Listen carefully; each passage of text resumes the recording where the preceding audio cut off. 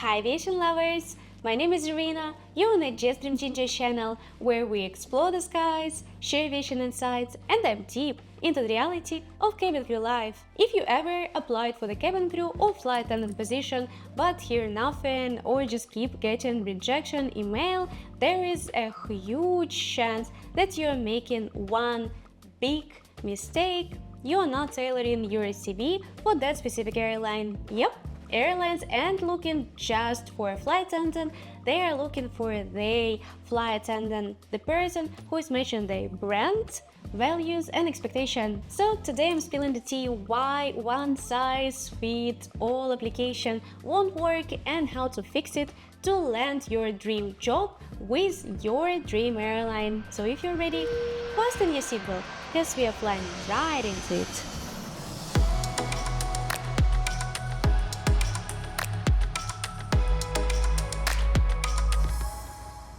Applying for a cabin crew position is not like applying for a regular job. Each airline actually has their unique brand, style, voice, personality, and they are looking for a person who's gonna match it all.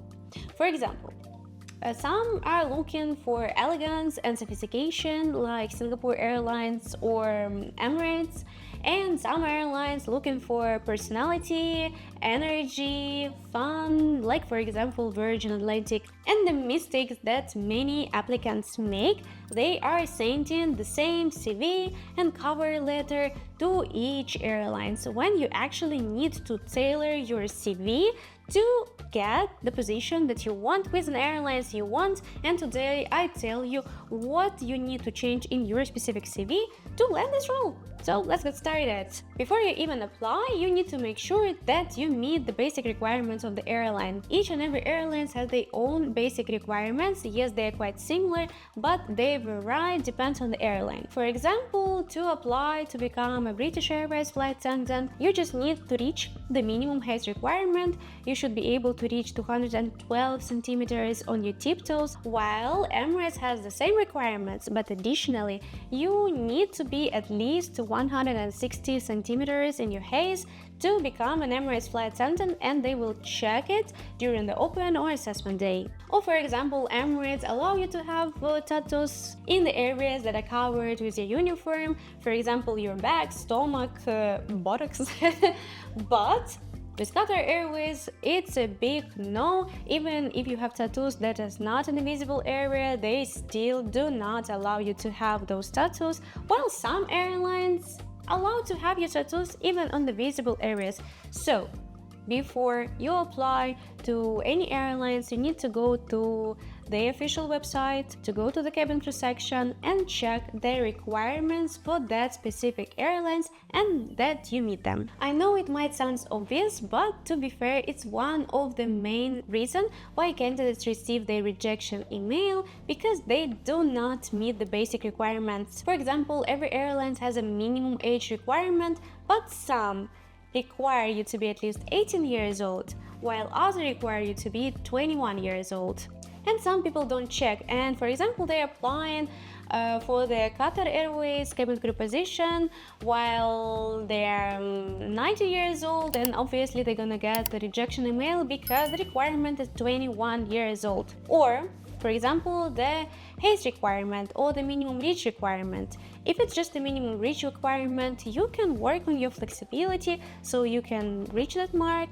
But when it's a height requirement, you can do anything about it. Like if you're 150 centimeters, you can do anything to reach 160 centimeters in height to apply for Emirates cabin crew position. So beforehand, check all the requirements that you are actually the candidate that they're looking for, and only after that apply and include your medical checkup. Make sure that you're medically fit for this position, because you don't want to be eliminated during the training process because you're not medically fit for this role. Fluency in English is a must to become a cabin crew. It doesn't matter if you want to work in Asia, Middle East, Europe or US. You need to know English because it's a language that people all over the world use, and for the basic communication.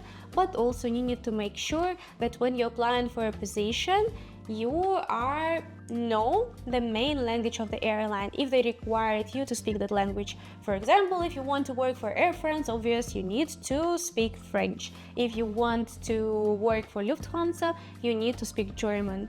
But if you want to work for Qatar or Emirates or Fly Dubai, you don't need to speak Arabic.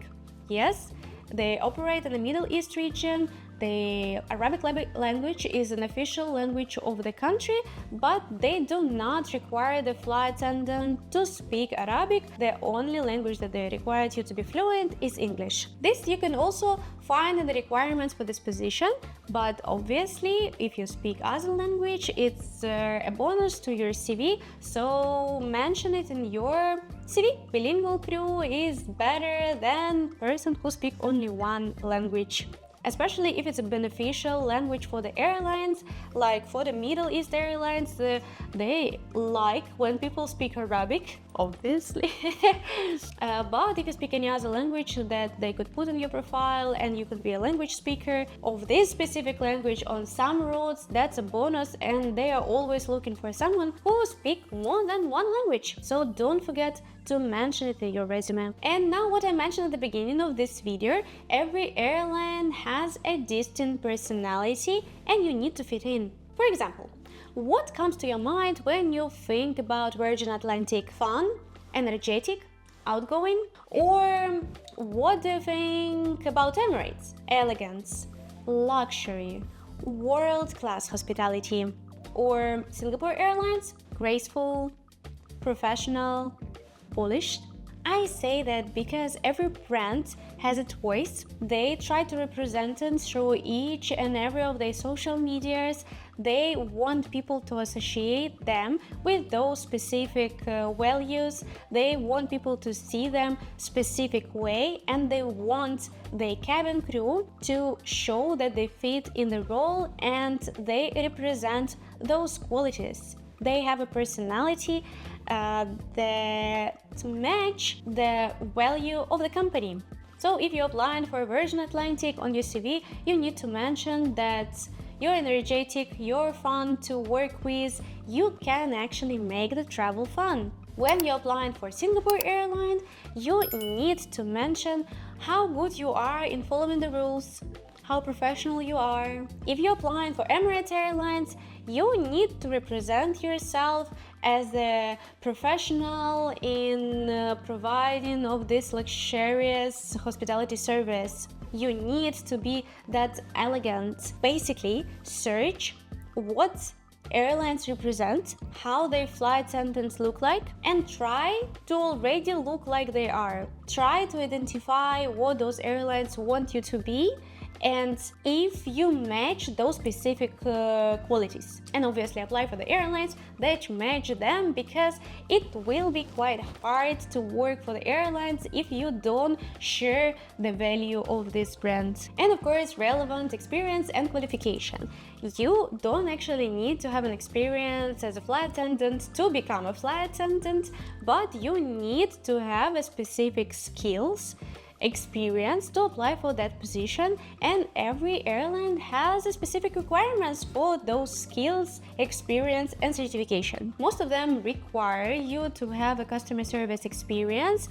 For some of them, it's extremely strict. You need to have at least like 1 year experience as customer service related area. Some of them can hire you even after the university if you just graduated, but they will check the other skills, like were you proactive during your university years, were you taking part as a lead in a project, how good you are in communicating with people. But obviously, if you have an experience in retail, customer service, hospitality, mention it in your CV. If you don't have experience in this areas, then use your other experience, but which could match those specific qualities that they're looking for. For example, Emirates is looking for someone who is extremely well in communicating with the customers, who are super open-minded, friendly, energetic, and I used my experience as a journalism to apply for this role. In the requirements for the role, they actually mentioned that they're looking for someone with at least 1 year experience in customer-related area, which I didn't have at the moment of applying for this position, but I use my other experience, which is slightly relevant to the customer service experience, because I communicated with the people as a journalist, I communicated with the people as a producer in media production center, and I used it and I explain why I will fit well into the role and how my personal values match Emirates values. Or for example, some airlines can hire you without the previous experience. They can hire you as a freshly graduated person from the school or university.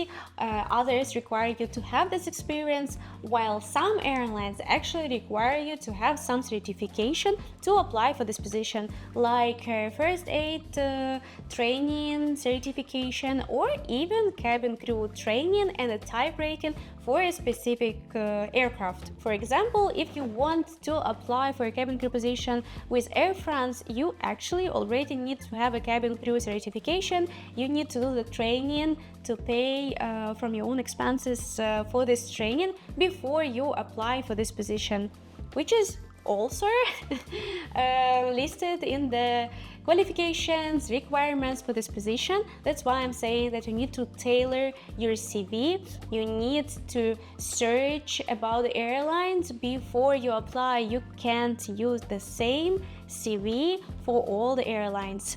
Now I'll try to summarize it for you and put it all together. First of all, fresh start for every airline.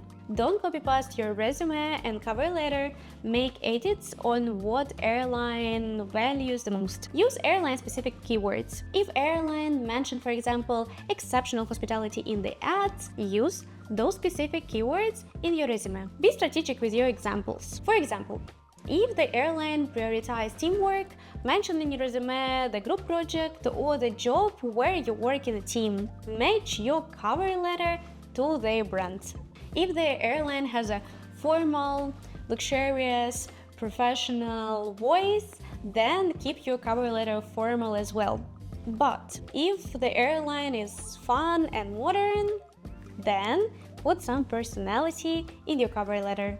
And last but not least, check all the details before you submit your application. Many candidates get rejected for even one small mistake, so before you submit your application, check that you meet the basic requirements, that you don't have any grammar mistakes in your resume, that you have all the certification, so you're not going to get this rejection email. I really hope that this video was helpful for you guys. Please write your opinion in the comments. That's actually matter for me. I want to hear the feedback from you so I understand what kind of content you are expecting from me.